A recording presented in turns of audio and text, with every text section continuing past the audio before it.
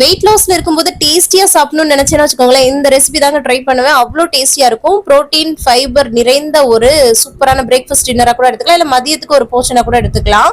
அதுக்கு வந்து வெஜிடபிள்ஸ் எல்லாம் கட் பண்ணி எடுத்துட்டு ஒரு பவுல்ல கடலை மாவு வந்து எடுத்திருக்கேன். அதுல வந்து வெங்காயம், அதுக்கப்புறம் முட்டைக்கோஸ், கேரட், கொத்தமல்லி தலை, கருவேப்பிலை, பச்சை மிளகாய் இதெல்லாம் பொடியா கட் பண்ணி வந்து சேர்த்திருக்கிறேன். இது கூட கொஞ்சம் சீரகம் வந்து சேர்த்துக்கோங்க, மஞ்சத்தூள், மிளகாத்தூள், அப்புறம் உப்பு வந்து சேர்த்துட்டு தேவையான அளவு தண்ணி சேர்த்து ஒரு அடமாவு பதத்துக்கு வந்து மிக்ஸ் பண்ணிக்கோங்க.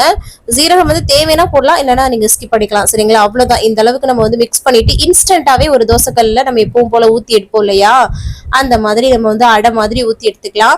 இதை வந்து கடலை மாவு அடைன்னு சொல்லலாம், இல்லாட்டினா வந்து பாத்தீங்கன்னா இது வெஜ் ஆம்லெட்னு கூட சொல்லலாங்க. சூப்பரா இருக்கும். இதுக்கு சைட் டிஷ்லாம் எதுவுமே தேவையில்லை. ஒரு 2 அடை நல்லா போட்டு வச்சு சூப்பரா வந்து சாப்பிட்டாச்சு.